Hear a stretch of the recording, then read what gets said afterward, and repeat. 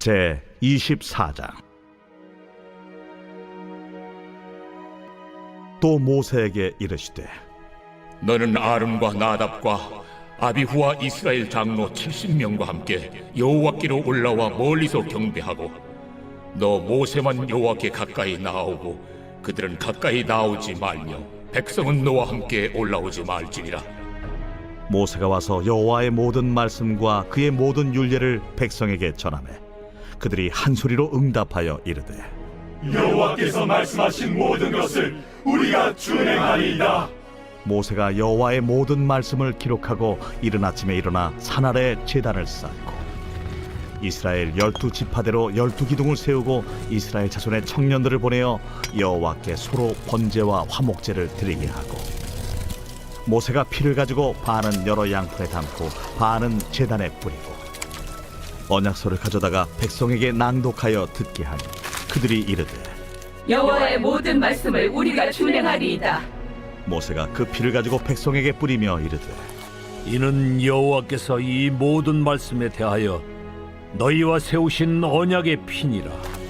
모세와 아론과 나답과 아비후와 이스라엘 장로 70인이 올라가서 이스라엘의 하나님을 보니 그의 발 아래에는 청옥을 편 듯하고 하늘같이 청명하더라.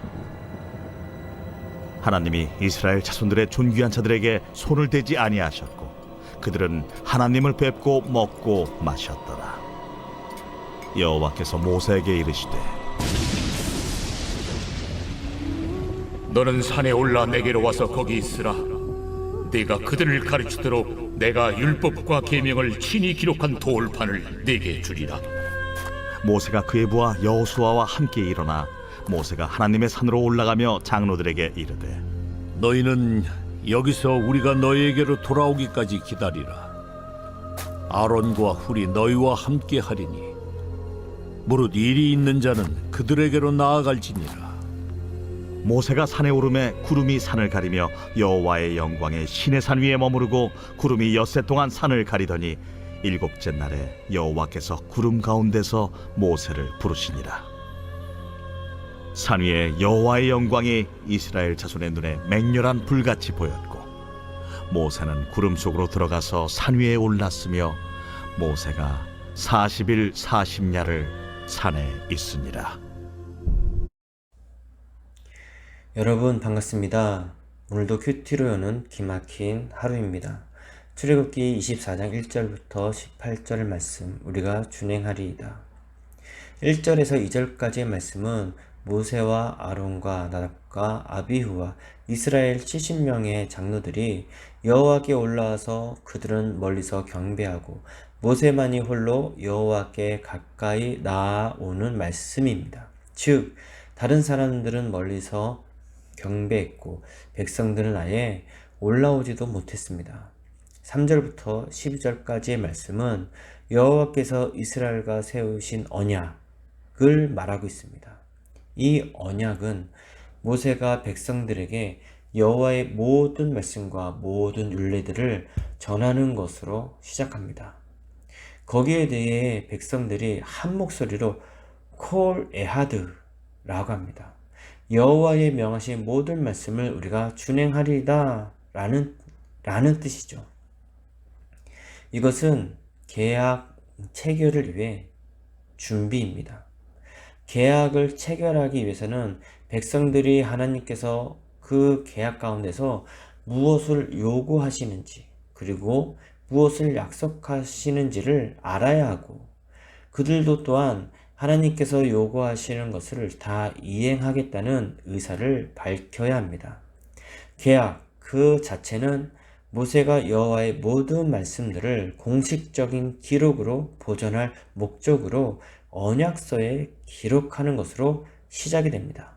4절을 보니 모세가 여호와의 모든 말씀을 기록하고 그리고 7절을 보니 언약서를 가져다가 백성에게 낭독하여 듣게 하니 그들이 이르되 여호와의 모든 말씀을 우리가 준행하리이다 라고 합니다.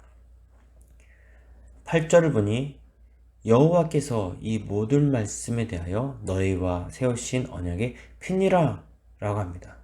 애굽에서 노예로 살았던 백성을 피의 언약으로 약속을 한 것입니다. 이 얼마나 은혜입니까?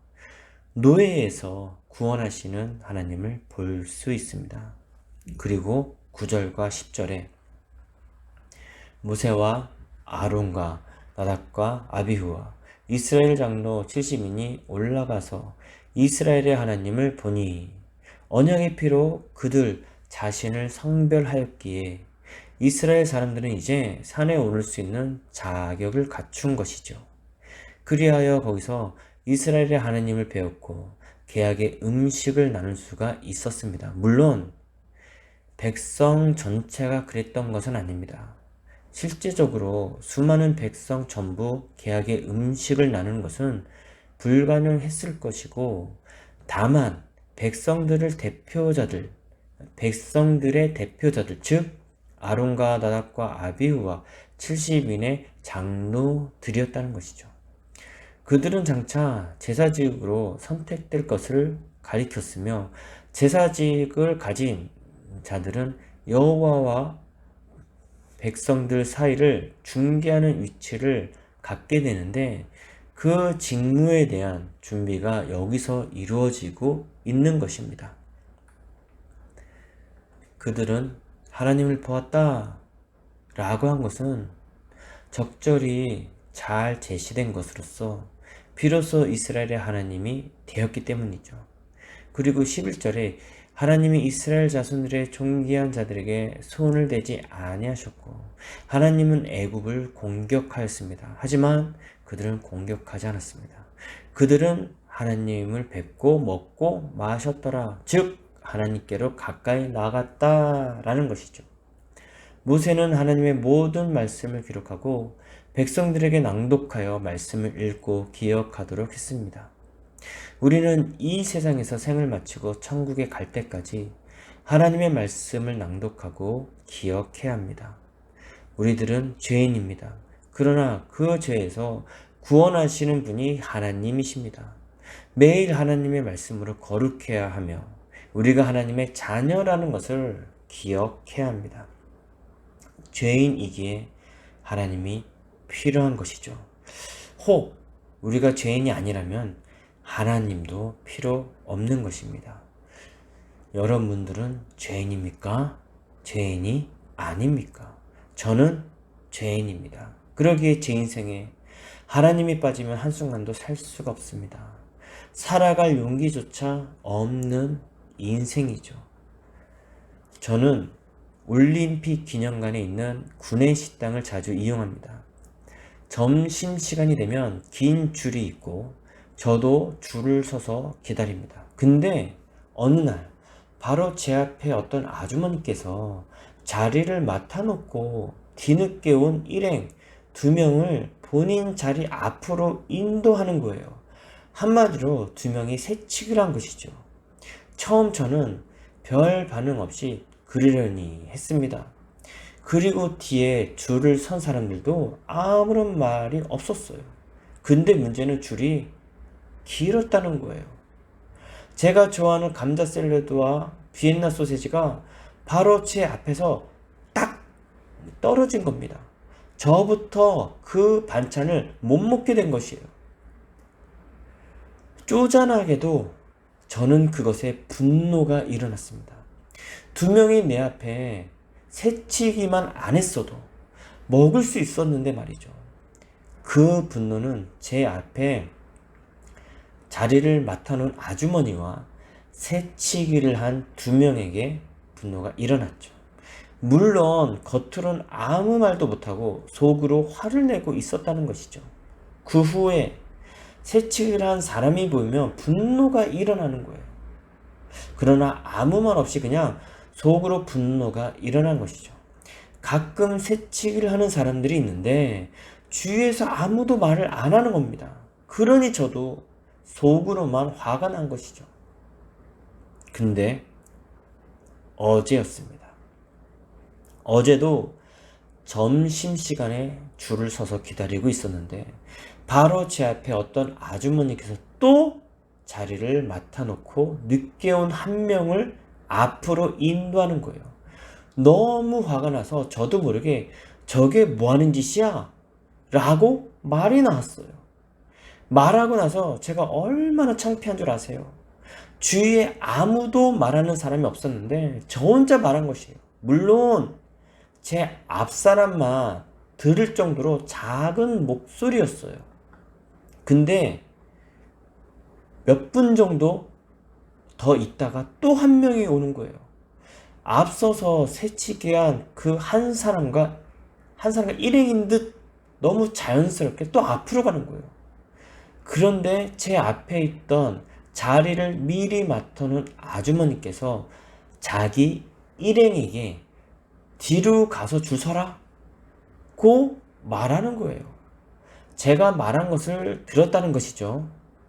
어쩌면 아무것도 아니라고 생각하시는 사람들도 있을 겁니다.